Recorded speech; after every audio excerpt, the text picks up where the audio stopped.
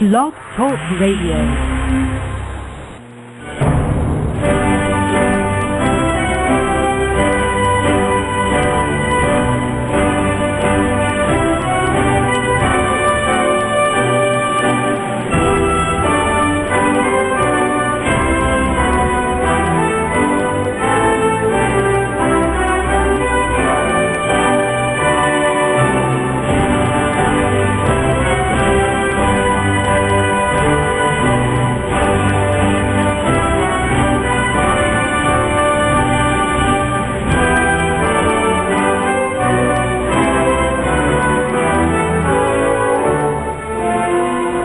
Boa noite, meus amigos. Estamos aqui de volta. Como sempre, começamos invocando a Santíssima Virgem Maria e o Santo Padre Pio de Pietrelcina para que roguem a Deus que nenhuma injustiça se cometa nesse programa.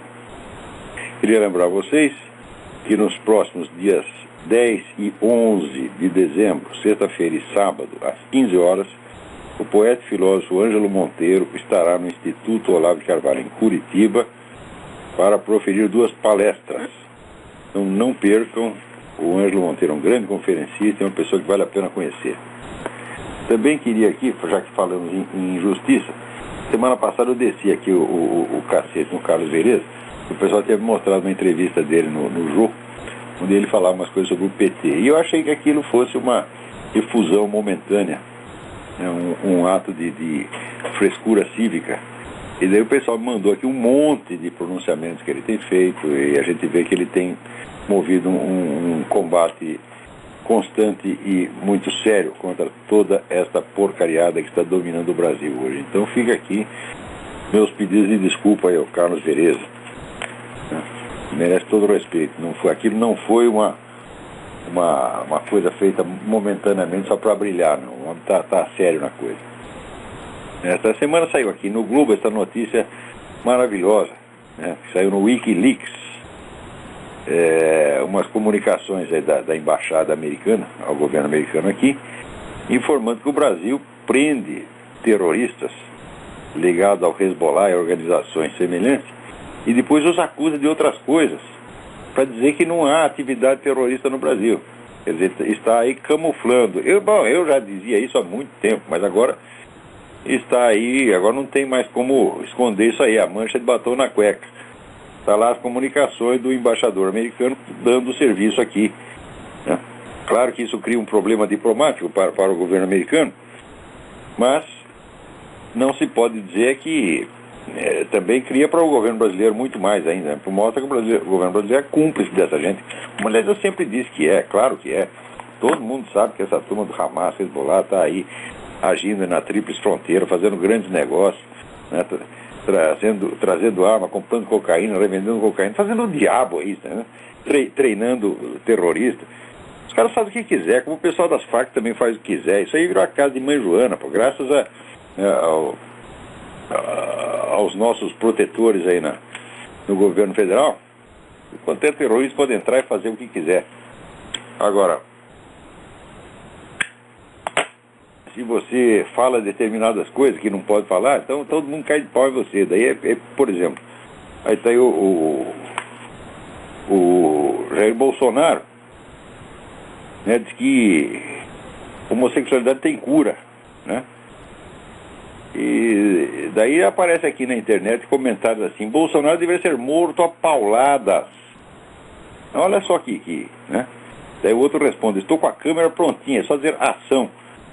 Quer dizer, agora pode, se você desagrada, né, os movimentos politicamente sacrossantos, eles podem, né, pregar a sua morte, o seu homicídio, de onde você está, para a pessoa te encontrar e te dar um tiro. Pô, isso aí não tem mais problema, não. A ameaça de morte não é mais crime, desde que seja feita contra a pessoa adequada, né. Está aqui também um container de cocaína do Brasil apreendido na Itália. Olha que maravilha. Então, o Brasil não é um grande produtor de cocaína. A cocaína vem toda das Farc, né? Então, o Fernandinho Beiramar trocava anualmente armas que ele trazia do Líbano, trocava por 2 toneladas de cocaína das Farc para distribuir no Brasil. Então, nessa operação, certamente sai cocaína das Farc. Aqui, olha, hoje nós estamos aqui perdidos, porque eu tenho 60 páginas de notícias. Toda semana a gente lê entre 100 e 200 notícias para selecionar aí umas 10 ou 15 para comentar aqui no programa. Mas hoje tem tanta coisa interessante. Você vê aqui, o pessoal que está construindo aquela mesquita no Marco Zero, aí em Nova York, onde tem as Torres Gêmeas, não contente de querer impor, né, a sua presença ali, quer dizer, ele derruba tudo, vai lá, destrói tudo, fala, não, ainda vamos construir a mesquita em cima, né? Não, agora eles querem dinheiro do governo, né? Entrar lá com um pedido para o governo dar o dinheiro para eles construir a mesquita, mas é uma cara de pau. E não é só cara de pau, isso é planejado. Isso aí é realmente a espiral do silêncio. Quer dizer, os caras agem de maneira tão cínica que você perca a vontade de discutir com eles e acaba ficando quieto e até dando o dinheiro que eles querem, pô. É. Também eu recomendo que vocês leiam, não é porque foi eu que escrevi, não, mas eu acabei de mandar para o Diário do Comércio um artigo chamado Os Barões, porque tem um leitor aqui, que agora esqueci, o leitor e ouvinte desse programa, e na semana passada me fez a seguinte pergunta: quem são, afinal, os barões do narcotráfico? E por barões do narcotráfico se entende pessoas das altas esferas, né? Políticos, juízes, empresários que estão aí comandando toda essa operação do narcotráfico e que jamais mostram a sua cara, jamais sujam as suas mãozinhas. Então eu estou lá explicando nesse aí. O assunto é muito longo para a gente poder comentar aqui no programa. Então eu decidi escrever um artigo a respeito e acabei de mandar para o Diário do Comércio, sob o título de Os Barões. Então, por favor, leiam. Depois de sair do Diário do Comércio, eu vou até fazer uma versão oral e botar no YouTube, porque eu acho que o que eu estou dizendo ali é realmente importante, tem que ser ouvido. E aqui me chega uma pergunta também muito interessante do Tiago Carvalho. A pergunta requeriria uma aula inteira, mas vamos ver se aqui em 5 minutos eu consigo resumir. Diz aqui o Tiago: o senhor costuma dizer que uma civilização laica não pode existir, a não ser como fase de transição. Gostaria de propor como ponto de partida uma reflexão o seguinte: a atual construção civilizacional globalizante, a rigor, não é uma civilização laica, mas uma civilização gnóstico-panteísta, onde o panteísmo é difundido para a grande massa através de um ecopanteísmo, uma ecologia sacralizada e a gnose em círculos concêntricos, através da ciência moderna, que pretende conhecer a divindade da matéria, dominar a mágica através da tecnologia, etc.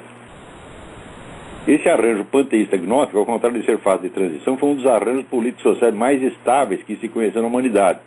Basta ver o enorme sucesso das dinastias egípcias, que se perpetuaram por milhares de anos. Então, aí acontece o seguinte, Tiago. De fato, existe o projeto de você criar uma religião biônica mundial, tá certo? Eu mesmo já falei isso, né? Recomendei o livro do Lee Penn, False Dawn, Falsa Aurora, que tem extensa documentação sobre isso aí.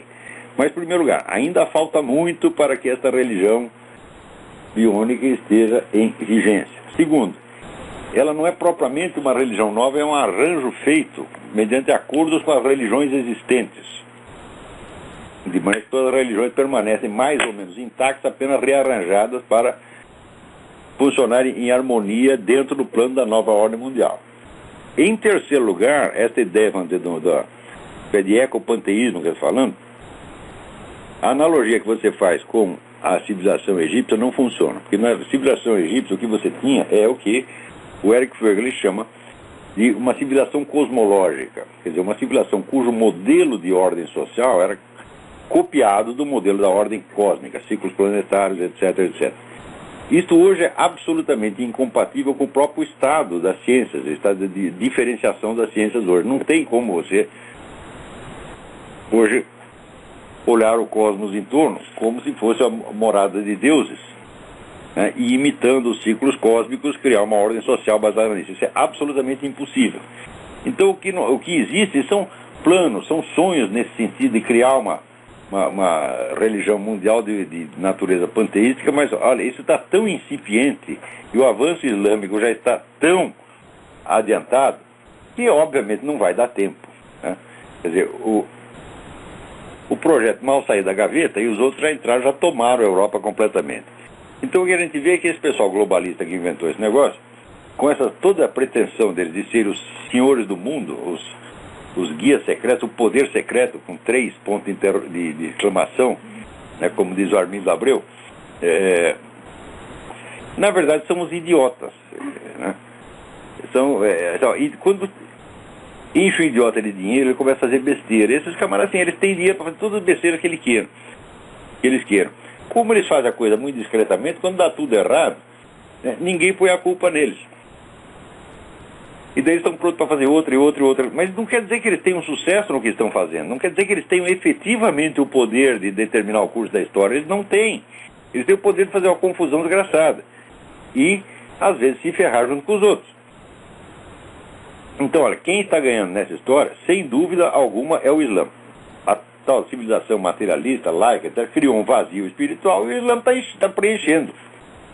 Enquanto o pessoal continuar teimando que a civilização europeia não tem nada a ver com o cristianismo, ele vai continuar assim.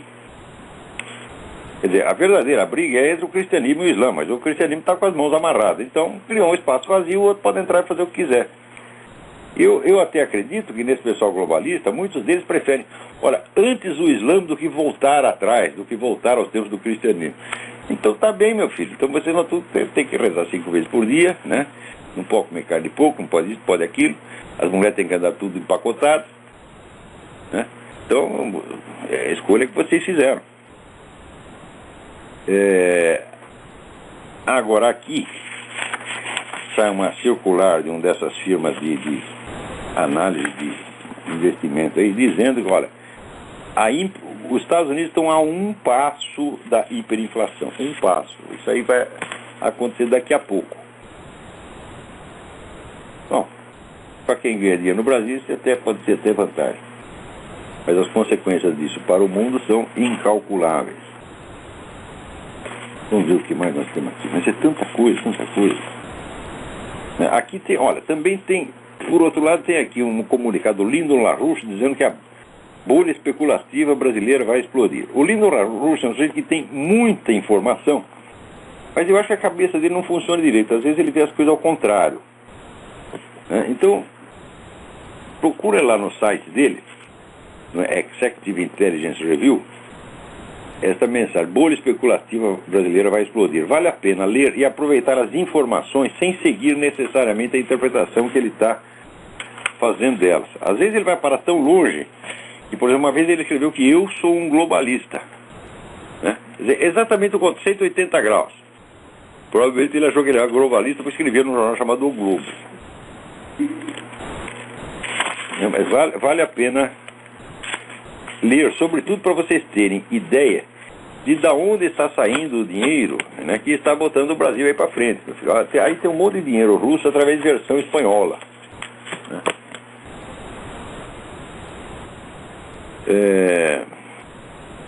Peraí, tem alguém na linha. Alô, quem é? Alô?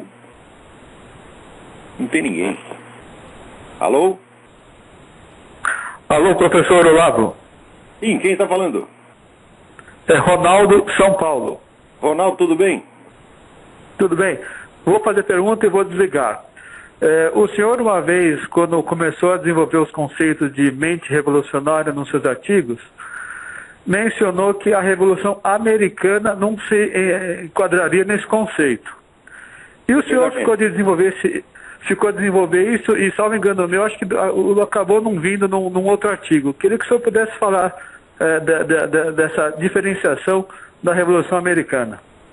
Eu mencionei isso em alguns artigos de jornais, depois eu estiquei um pouco o assunto num artigo mais longo que foi publicado no Digesto Econômico, que é a revista da Associação Comercial de São Paulo.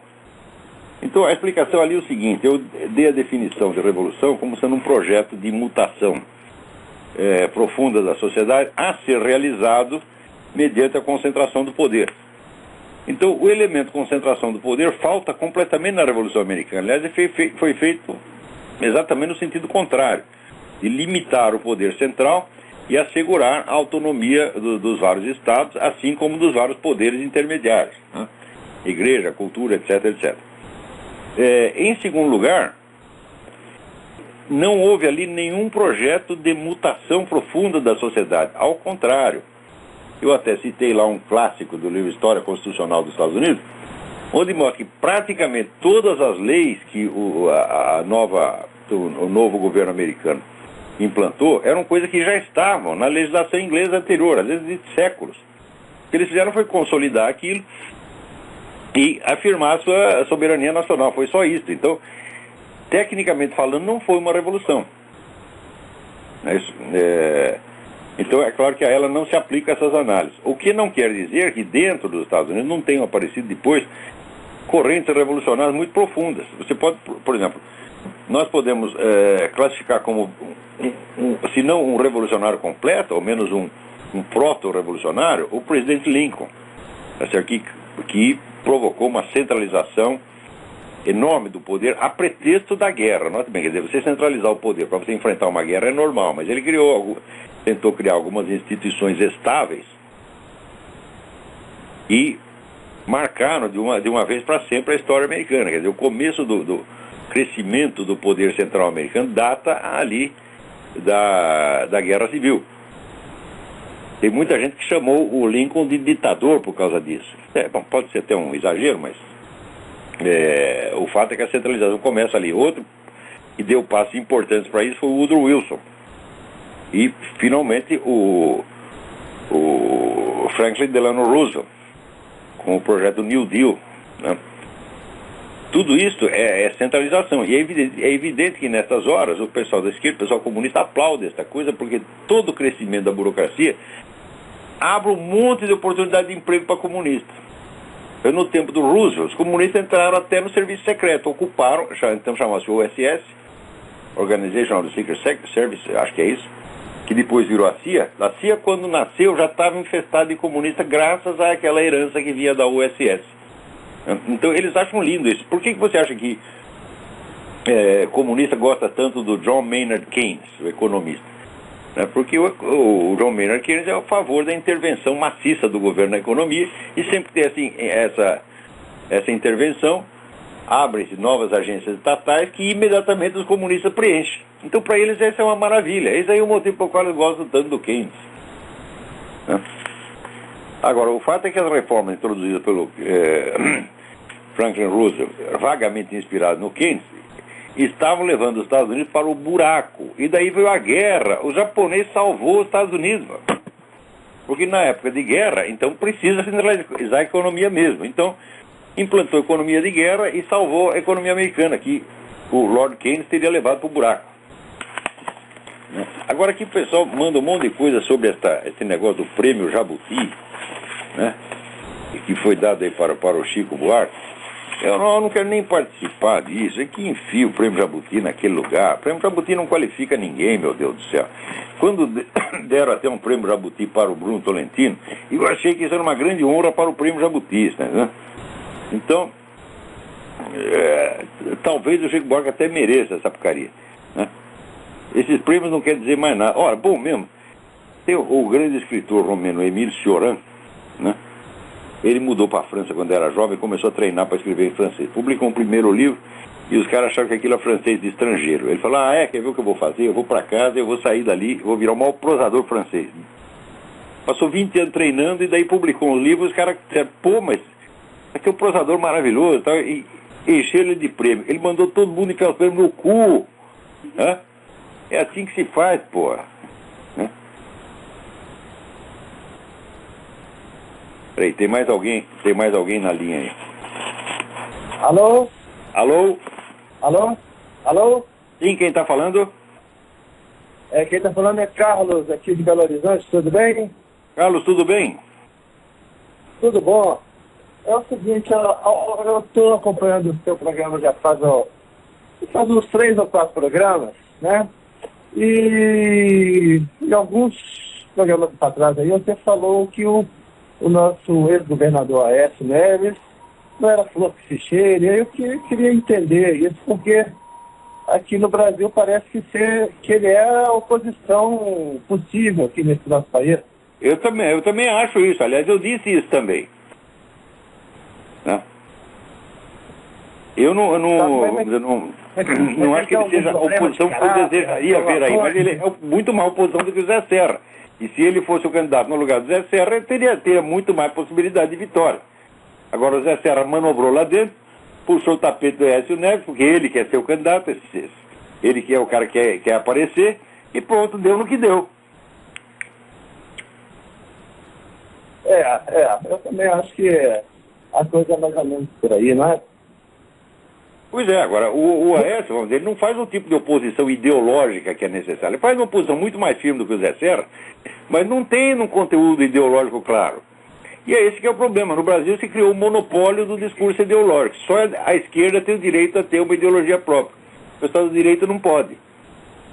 Então, com isso aí já dão uma vitória antecipada para os outros. Pois é, aqui no Brasil nós estamos vivendo um problema muito sério, inclusive eu e meus amigos aqui que compartilham essa visão assim, que não é a favor do Lula, a gente é considerado fascista. O meu amigo aqui, o apelido dele é Você sabe que tem que responder? Eu vou te dar uma resposta educada para você dar para essas pessoas. Fascista é o cu da sua mãe. Pronto. Eles nem sabem o que falam quando estão falando de fascismo, meu Deus do céu. Então, em primeiro lugar, vamos ver. Né? Eles nem sabem o que é fascismo, porque se você pegar o fascismo italiano comparado com o comunismo, é um hotel de 5 estrelas, porra. Né? O Mussolini jamais empreendeu genocídio contra a sua própria população. Né? Ele fez alguma perseguição aos judeus depois de o Hitler encher muito o saco dele, pressionar, ele fez até alguma perseguição, mas muito moderada. Ao judeu não se compara do que aconteceu na Alemanha, não se compara com o que aconteceu na Rússia. A Rússia perseguiu muito mais judeus do que o Mussolini. Né? E, em terceiro lugar, o governo do Mussolini não era de maneira alguma um governo totalitário, pode dizer que era um governo autoritário, mas ele aceitava a coexistência de dois poderes concorrentes, que era a monarquia e a Igreja Católica. Então nunca foi um governo totalitário. Então por que chamar de fascista seria uma ofensa? Se chamar de nazista ainda pode ser, mas chama de fascista como se fosse, muito pior é ser comunista, porra. Né? Eu tenho o maior desprezo por essa proposta fascista, eu acho uma estupidez, mas se é para me chamar de alguma coisa, então por favor, me chama de fascista, comunista não. Já é melhor, né, do que ser comunista. E dá essa resposta e manda tomar no cu, porra. Né? Porque se você tenta se explicar, fala, não, eu não sou, sei que, né? Tem aquele ditado francês, qui s'excuse, s'accuse. Quem se desculpa, se acusa. Então não ofereça desculpa, não dê explicação nenhuma. Ela vai tomar no olho do seu cu. Uma vez um sujeito tal de, não sei que, Navarro de Toledo, na Folha de São Paulo, escreveu que eu era fascista. Né? E daí eu falei, fascista é a mãe. Daí ele, o senhor não está preparado para o debate democrático. Eu falei, quem não está preparado para o debate democrático é a mãe. Pronto, ele nunca mais me encheu o saco. Tem que ser por aí. Eu tô curioso com uma coisa que eu vi assim no Facebook. É de uns cartazes que tem do senhor lá junto com o padre. O que é aquilo aqui? Aquilo foi uma montagem que fizeram. Botaram eu, o padre Paulo Ricardo e em cima de nós, né, o padre Pio tomando conta dos dois. Espero que tome conta mesmo, porque senão nós estamos ferrados. Entendi. É isso aí. Muito obrigado, Olavo. Obrigado eu pela participação. Agora, gente, é o seguinte, não se iludam com essas operações que estão fazendo lá no Rio de Janeiro. Porque eles vão lá, invadem o Moro, né, avisam, olha, vou invadir o Moro dentro de apenas 24 horas. Quer dizer, o sujeito tem 24 horas para ele passar para o outro morro. Tá certo? Primeiro é assim, então não pega um bandido nenhum. Quando pega os coitadinhos, pé de chinelo, né? O assessor de escriturário do office boy. Eles pegam esse aí. E os caras, os caras chumbo grosso vão tudo embora como já foram. Todo mundo viu aquele filme, os negros passando um moro para outro, né? E de vez tinha um helicóptero, de vez em quando o helicóptero dava um tiro num. Ele tinha 300 negros ali correndo, né? E era o momento de pegar todos, né? E, no entanto, pacificamente passaram para o outro lado. Acho que teve um que caiu, um levou um tiro, né? Para não dizer que não deram tiro nenhum. Então tudo isso aí é teatro, gente. Porra, quando é que vocês vão entender? Essa elite esquerdista está intimamente ligada com esse pessoal de narcotráfico, com o Farc. é tudo um sistema só. Estudem o negócio do Foro de São Paulo. Você vê que o Foro de São Paulo propiciou a articulação de política e crime de uma maneira como nunca se viu na história humana. Então as Farc estão lá no Brasil, estão treinando o PCC, treinando o Comando Vermelho e treinando o MST, minha gente, né? Que é, vamos dizer, quase um órgão do governo. Enquanto isso, também a participação das Farc no Foro de São Paulo, que o pessoal tenta negar, ele está amplamente documentada na revista América Livre, que era dirigida pelo próprio Manuel Marulanda, que era o comandante das Farc, junto com o Gilberto Carvalho, que era ministro, meu Deus do céu. E o cara era o porta-voz da presidência da República. Ele depois dizia, não tem ligação. Olha, outro dia veio aquela vagabunda da Ingrid Betancourt para dizer isso, entre outras besteiras que disse, né? Não, as Farc não são mais marxistas, elas perderam o ideal, agora elas só pensam em dinheiro. Eu digo, mas meu Deus, se elas só pensam em dinheiro, por que elas publicam uma revista de marxismo junto com a turma do PT? Porque essa história de você tentar botar de um lado os revolucionários, do outro os bandidos, como se esses últimos estivessem interessados somente em dinheiro, é uma coisa de uma ingenuidade extraordinária, porque, olha, quem tem muito dinheiro quer o poder político, meu Deus do céu. Ninguém que tem dinheiro se conforma só com o dinheiro, tá entendendo? Então, a ambição de poder político, ela se segue naturalmente à acumulação de uma fortuna, sobretudo se for uma fortuna acumulada por meios ilícitos. Por outro lado, o pessoal revolucionário também precisa de dinheiro, né? E às vezes não tem tempo para sair pessoalmente assaltando o banco, vendendo cocaína na porta da escola. Então, o que é a aliança entre revolucionários e quadrilha de delinquentes é uma coisa que é mais velha que andar para frente, sempre foi assim, meu Deus do céu. E no caso atual não é só uma aliança, não são só interesses esporádicos, é um sistema, é uma estratégia integral que está muito bem articulada, de modo que um ajuda o outro ajuda um. Eu já tenho relatado isso nos meus artigos há 16 anos, mas no Brasil o pessoal leva tanto tempo para chegar a uma conclusão. Por isso, o Gilberto Amado dizia que quando encontrar um brasileiro capaz de juntar causa com consequência, ele tinha o orgasmo. E eu aqui já estou vivendo, tá certo? Em estado de priapismo e de orgasmo permanente. Eu não paro, rapaz, não paro, né? É uma coisa impressionante. A gente vê tanta inteligência no Brasil que a gente não para de ter orgasmo, rapaz. É um negócio maluco, né? Então, agora, com essas operações aí no Rio, vai ser muito mais... Agora que vai ser difícil pegar os carinhas. Ninguém sabe onde eles estão, né? Agora, se quer acabar com o narcotráfico no Brasil, Zé? Sim. Prenda todos os representantes do Foro de São Paulo, né? Prenda todos os representantes das Farc, que todo mundo sabe onde estão. Criminalize o consumo de drogas, porque você dizer que, olha, é permitido comprar, mas é proibido vender, isso aí faz-me rir, isso aí é impossível. Quer dizer, se você não criminalizar o usuário, isso nunca vai acabar, porque se existe o mercado, vai existir o fornecedor, isso é sempre assim. Então, são medidas dolorosas, mas isso aí pouparia a vida de 50 mil brasileiros por ano. Mas quem está ligando para isso aí? Né? E depois nessa putada toda que governa o Brasil, quantos não são cocainômanos? Você olha a cara dos fulanos, o cara antes de cada discurso já deu uma cafungada ou duas ou três, porra. Então eles têm interesse. Agora você vê, no Brasil quando alguém diz uma verdade, ele logo se arrepende. O cara que fez o filme Tropa de Elite, no primeiro filme ele mostrou a coisa como é mesmo, né? Quer dizer, aquela banda de estudantes de esquerda está tudo lá alimentando o narcotráfico e protegendo. É isso que realmente acontece. Daí, como ele falou a verdade, daí logo se arrependeu, começou a bater no peito, meia culpa, falei uma verdade, puta merda, né? Daí chega lá na frente do Satanás, perdoa-me, Senhor, né? O que eu faço? Aí o Satanás faz agora no segundo filme, onde você faz o seguinte, você vai mostrar os políticos esquerdistas como sendo os caras bonzinhos que estão tentando limpar a área. E você vai inventar lá uns supostos barões da droga, que não são caras de esquerda, tem até um que aparece com um crucifixo no escritório, e vai dizer que é tudo culpa deles. Os barões da droga, os barões são os mesmos caras da elite esquerdista que está governando o país, meu Deus do céu. Cadê os outros barões? Por que nunca apareceu nenhum? Por que nunca se prendeu nenhum? Na verdade, nunca se vai prender ninguém, porque são os barões que estão acusando os barões. À medida que você fala de barões imaginários, os verdadeiros, que são eles mesmos, que estão interessados na coisa até a medula do osso, continuam invisíveis. Mas não, olha, não é um truque muito esperto, não é assim uma obra de engenharia psicológica que não dê para enganar ninguém. Isso só engana a criancinha, isso só engana. Mas, quando você fica com medo, o medo é o pior conselheiro do mundo. A pessoa tem medo de ver a coisa. Não, se a gente vê, daí a gente vai ter que fazer alguma coisa, daí eles vão ficar bravos, porque eles vão bater em nós. Né? O brasileiro está assim, não é que ele tem medo de morrer, não, ele tem medo de apanhar. Não é nem de apanhar, tem medo de que olhem feio para ele.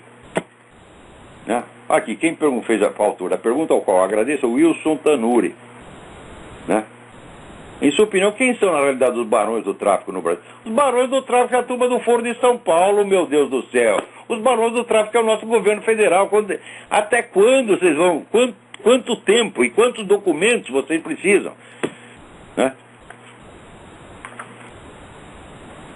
Para isso aí. Para descobrir uma coisa tão óbvia. Né? Agora aqui até me confundi tanto papel.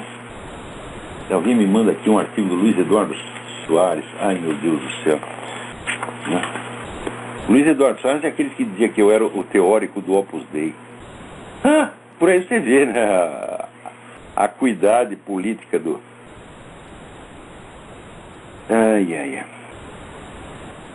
Daqui eu não vou ler o artigo do Luiz Eduardo Soares, não quer saber? Eu já tenho sofrido demais nessa vida, pô, para ter que ler o Luiz Eduardo Soares. Olha aqui, agora o Tribunal Europeu condenou à prisão, né, uma senhora porque ela estava advertindo contra a islamização da Europa. Eu não pode falar. Né, Elizabeth Sabaditch-Wolf, 3 anos estava ameaçada de pegar 3 anos de prisão. Porque ela disse, a Sharia é definitivamente inaceitável. Nós não queremos o apartheid de gênero, nós não queremos guetos, não queremos discriminação social e cultural, não queremos poligamia, não queremos teocracia, não queremos ódio. Esta frase pode dar 3 anos de prisão para a mulher. Presta bem atenção. Agora, se você falar de gay, então, pelo amor de Deus.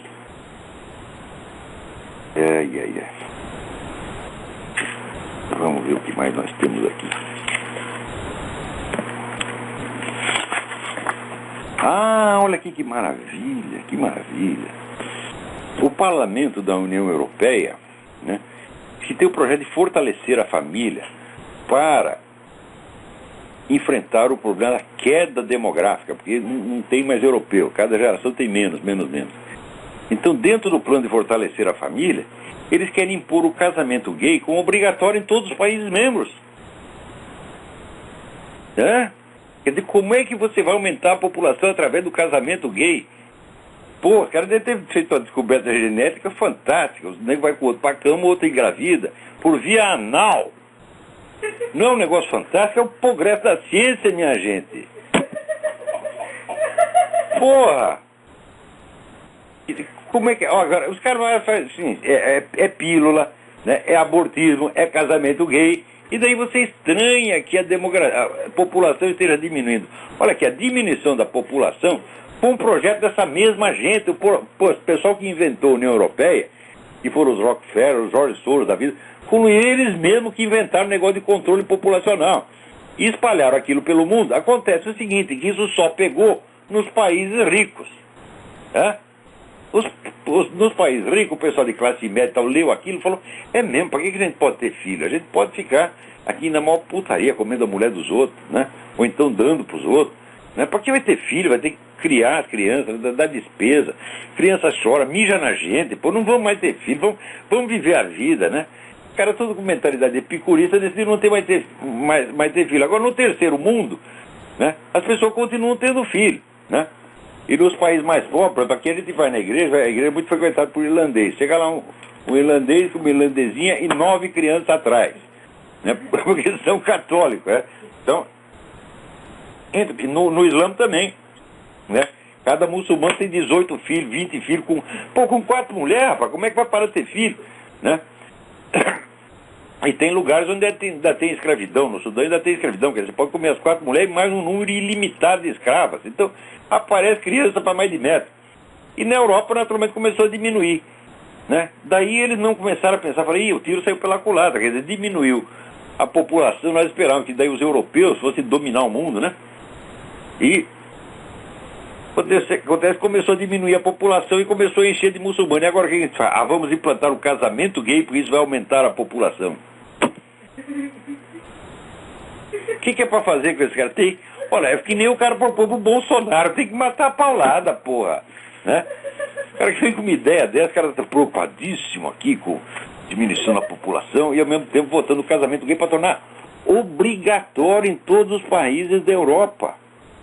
Né? Porque agora os países da Europa, os governos europeus não existem mais, eles são apenas, né, entrepostos, estão lá só para passar, carimbar as ordens que vêm na União Europeia, né? No governo dos países da Europa, onde fica a sede do governo italiano, do governo alemão, do governo inglês, fica tudo em Bruxelas, porra. Ela manda a ordem e todo mundo tem que obedecer. Enquanto isso, está lá, né? A Coreia do Norte já está com 180 mil soldados prontinhos para invadir de novo a Coreia do Sul. Quer dizer, a guerra da Coreia não terminou ainda. Então, agora, enquanto isso, eu não vi um comentário do governo americano a respeito disso. Os caras estão armados até os dentes, está na cara que eles estão a fim de invadir e está na cara que se houver invasão, o governo americano está comprometido de novo por tratados internacionais a correr lá para socorrer a Coreia do Sul. Então vai começar tudo de novo. Né? Aqui. Enquanto isso, está o tiroteio lá no Rio e lá no Complexo do Alemão, eles botaram umas mulheres para desfilar com os cartazes. Políticas públicas e não tiros. Tudo pela paz, nada pela guerra. Ué, mas não é isso que já tem sido seguido há 30 anos, meu Deus do céu. Aquele pessoal do Viva Rio lá, distribuindo florzinha, né? Sou da paz, fazendo com as mãozinhas assim, a pombinha, né? E os outros respondendo com um tiro, evidentemente. Quer dizer, mas já não é isso que tem sido. Agora, o problema não é, evidentemente, não existe a opção de políticas públicas e tiro, porque as duas coisas você tem que fazer. Né? O problema é, se for para dar tiro, você vai dar tiro em quem? O problema é pegar os camaradas certos. Agora não pode pegar os camaradas certos, por quê? Porque os camaradas certos estão no governo, porra. Então não tem solução. Né? Ainda tem gente que diz, não, mas as Forças Armadas podem interferir. Força Armada hoje, tudo funcionário público, só pensa em aposentadoria, eles foram corrompidos. Quer dizer, o novo esquema de promoções, que já foi adotado no tempo do governo Sarney, é para promover só os medíocres e puxa-saco. Então não tem mais liderança nas Forças Armadas. Vocês estão pensando o quê? Que lá está cheio de gente que deu o Olímpio Mourão Filho? É? Não tem mais gente assim, não tem mais general assim, porra.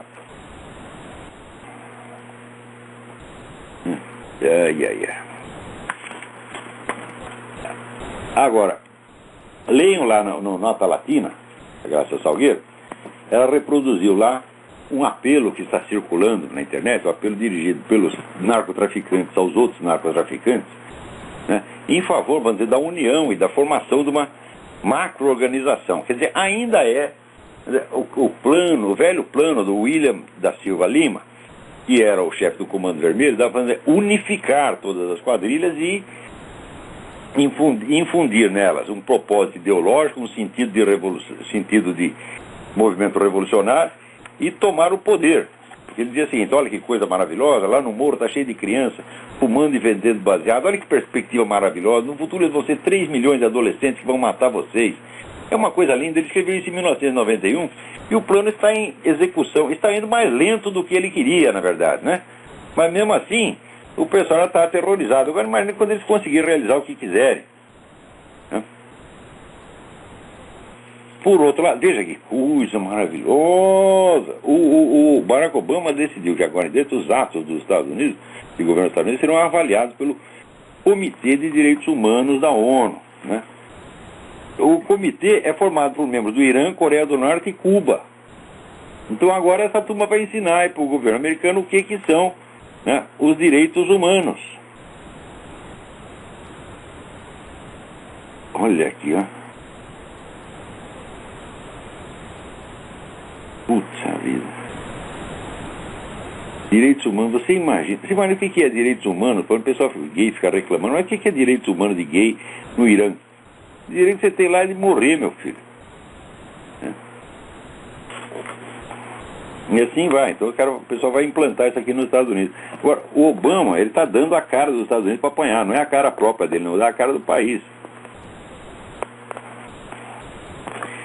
Agora, aqui, esse negócio da revista nos aeroportos, que as pessoas, né, põem você lá no raio-x, você pelado, né? Outro vem e apalpa o seu saco, assim, para ver se tem uma granada atrás do saco. Você fala, não é granada, é meu próprio saco, desculpe, né? Tudo isso aí que está submetendo milhões de pessoas, né, humilhação e constrangimento nos aeroportos. Você sabe de onde vem isso?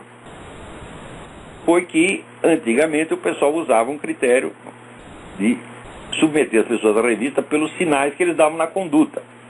E tinha lá até um manual de instruções, quer dizer, sinais que indicam que o indivíduo é suspeito e deve ser submetido à conduta. Por exemplo, né, você vê que o sujeito está muito nervoso, você vê que ele está suando, né? Então, tem lá uma série de sinais, uns 50 sinais. Você via um desses, pegava o cara e fazia uma revista, né, em regra nele e deixava passar os outros. Daí o pessoal do Centro Islâmico, aqui a CAIR, C-A-I-R, Centro de American Islamic Relations, né, reclamou contra isso e exigiu que o governo tratasse todos os viajantes como na mesma base. Eles são todos suspeitos, não somente aqueles que têm aquela conduta assim, porque eles diziam que isso era discriminação anti-islâmica. Então, o resultado, todo mundo virou suspeito, por igual. Então, chegar lá uma velhinha sueca paralítica na cadeira de roda, você vai ter que depenar a velhinha, porque ela pode ser um perigoso terrorista islâmico, né? E isso aí, na verdade, não é de agora. Esse projeto já vem do tempo do Bush. O Bush já cedeu a essa pressão, né? Agora, o Obama não é que ele cedeu a pressão, ele entrou nisso alegremente, né? Ele está achando isso maravilhoso. Agora aqui, o pastor Al Sharpton está pedindo que a Comissão Federal de Comunicações feche o programa do Rush Limbaugh. Olha que maravilha, né? Então, o Rush Limbaugh, o Savage e outros, quer dizer, o tempo... O que tem gente... Como as pessoas gostam de mandar nos outros, é um negócio impressionante, impressionante. Tem um monte de gente aqui que, em toda parte, né? Tem gente que acha que o problema do mundo é que não são elas, que elas não têm o poder total. Quando elas tiverem o poder total, vai estar tudo maravilhoso, né? Enquanto isso, está vendo aqui, né, o presidente Luiz Inácio Lula da Silva tentando negociar com o Irã para evitar a aplicação de sanções pelo programa nuclear. Quem é que não sabe que o Irã está fazendo bomba atômica, né? O Lula não sabe, não, é bomba atômica para fins pacíficos, né? Todo mundo quer fins pacíficos. E assim vai, por grosso lá, para dizer que está tudo, está perdido.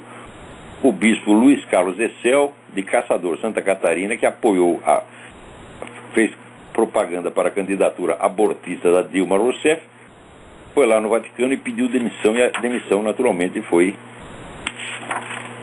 aceita, né?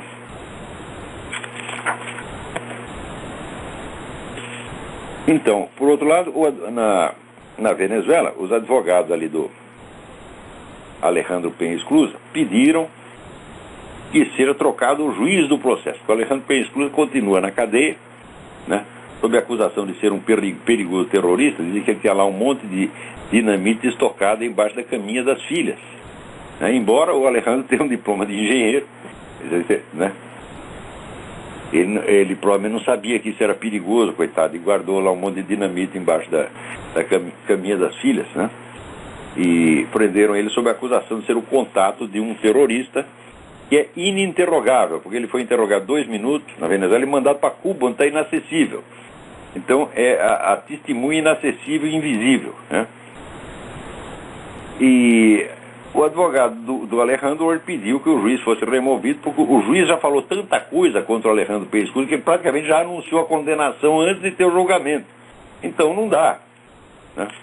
Do mesmo modo, me manda aqui, a Graça Salgueiro me manda, eu acho que até tem o link no Nota Latina, para um comentário feito pelo radialista Fernando Londonho, na Colômbia, a partir de umas declarações do presidente Uribe. Declarações de uma coragem extraordinária, porque o Uribe diz que, todo mundo diz que na Colômbia estão vigentes as garantias constitucionais, mas não adianta ter garantias vigentes, garantias no papel, se as pessoas incumbidas de proteger essas garantias e fazê-las valer, são elas mesmas os próprios violadores das garantias. E ele estava se referindo exatamente ao pessoal da Suprema Corte.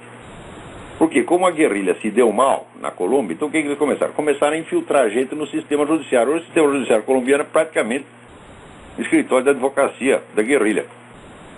E a turma da Suprema Corte também. E o Fernando Londonho, eu não tenho o link aqui, mas eu acho que está no site Nota Latina. Se estiver, ouçam, porque ele fez explicou a situação, tendo um editorial maravilhoso, de uma clareza assim, cristalina, não tem como negar aquilo. Ele conta lá o envolvimento dos caras da Suprema Corte em várias tramas. A turma da máfia mesmo está na Suprema Corte. Então, é o que diz o Uribe. Não adianta você falar de garantias constitucionais, os garantidores da Constituição são esses caras. Quer dizer, não é um problema de qual a lei que está no papel. O problema é do quem está fazendo e o que está fazendo. Né?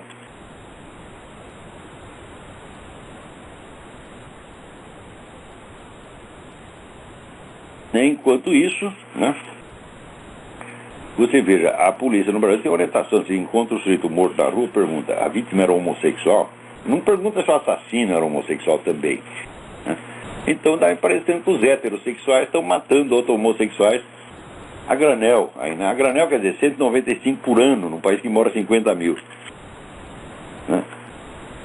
Agora aqui, houve uma pesquisa mostrando que existe uma correlação estatística entre o lesbianismo e certas condições da educação da pessoa, a situação familiar. Quer dizer, então o lesbianismo não é tão natural assim, quanto parece. Aliás, no ser humano nada é natural, nem totalmente natural e nem totalmente cultural. Ninguém sabe onde termina uma coisa e começa a outra.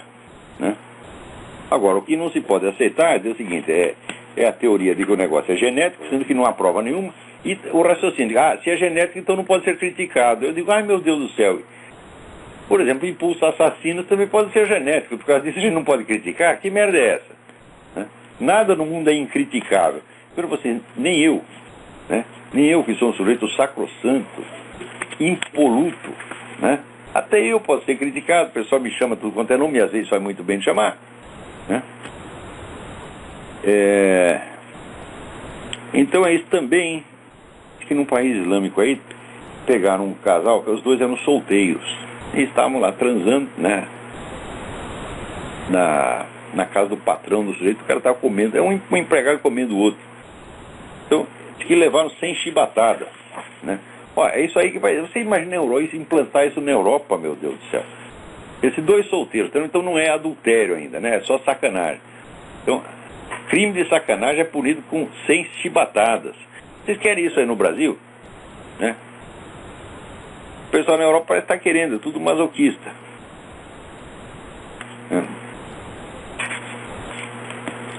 Então vamos ver. Tem mais assunto aqui, mas cada um deles é tão complicado.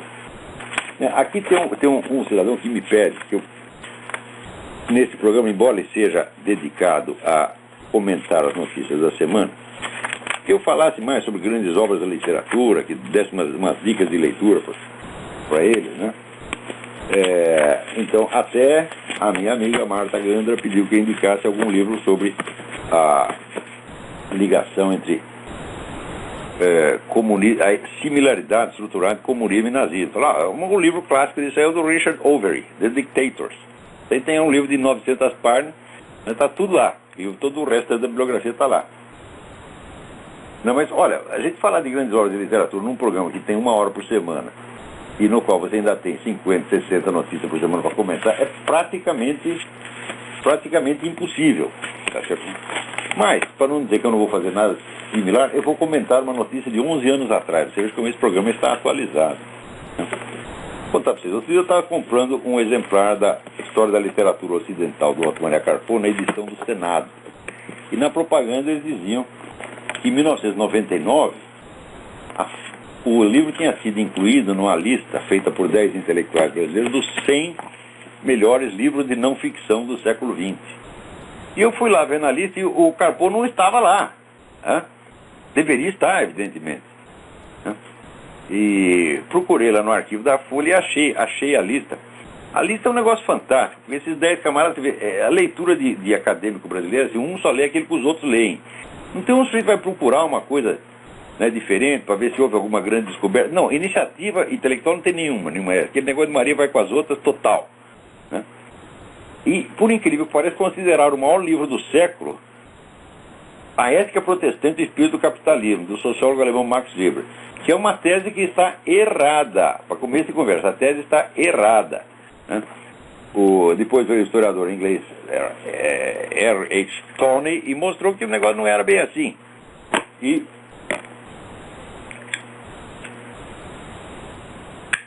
a gente vai ver a lista dos 100 livros. Eu digo, olha, por exemplo, com qualquer lista, evidentemente, teria que ter Ordem e História do Eric Voegelin, sem a menor sombra de dúvida, que é, né, a maior obra de filosofia da história publicada no século XX, mas bate de longe. Max Weber, comparado com Eric Voegelin, é apenas um amador, é apenas um precursor meio atrapalhado. Né? O livro não está lá. Né? Você procura o livro do Xavier Zubiri, né? Também não está. Do Bernard Lonergan também não está. Porque esse pessoal acadêmico do Brasil nunca ouviu falar desse autor, porque eles não procuram coisas para ler. Eles só leem aquilo que já está falado na mídia internacional. Então, quer dizer, eles fornecem para vocês um material de segunda mão. Nem segunda, não, de terceira, porque aonde que eles vão, né, procurar as indicações de livro? Eles vão procurar no suplemento literário do New York Times. Quer dizer, as leituras de acadêmicos brasileiros são determinadas por jornalistas americanos, nem por acadêmicos americanos, né? Quer dizer, o jornalista está dando a coisa de segunda mão, então chega para vocês de terceira.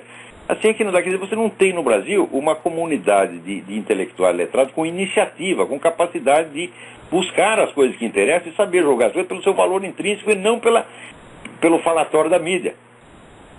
Afinal de contas, alguém tem que ter a informação de primeira mão. Não é isso? Eu não precisei que ninguém viesse para mim dizer que o Mário Ferreira dos Santos era um grande filósofo. Ninguém conhecia o Mário Ferreira dos Santos, mas me trouxeram o livro, eu li e falei, obviamente é um grande filósofo. Ninguém o conhece, mas ele é maior do que todos os que não estão falando dele. Tá certo? Então,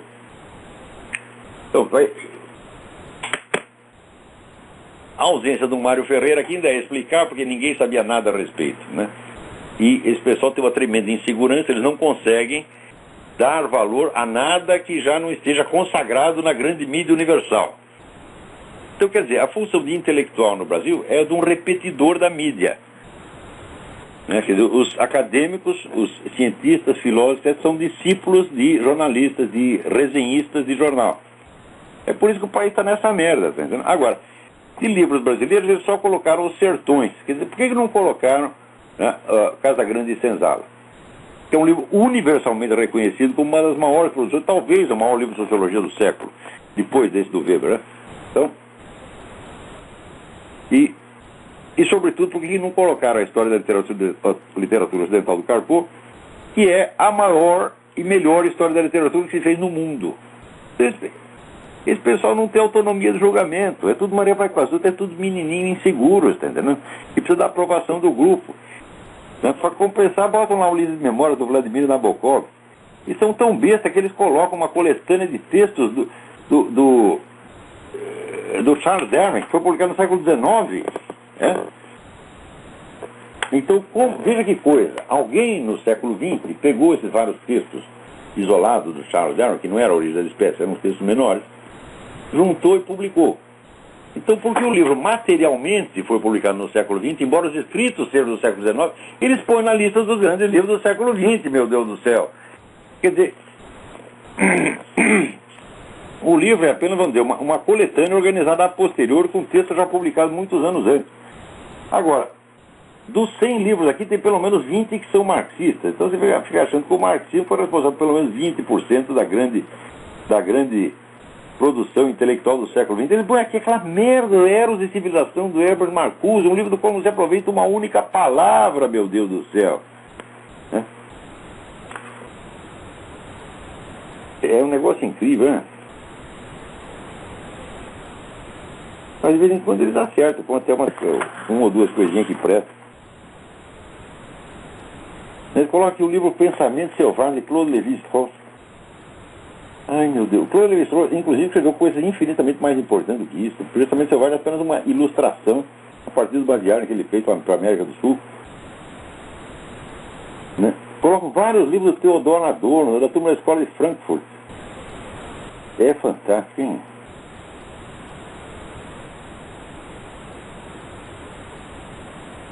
Bom,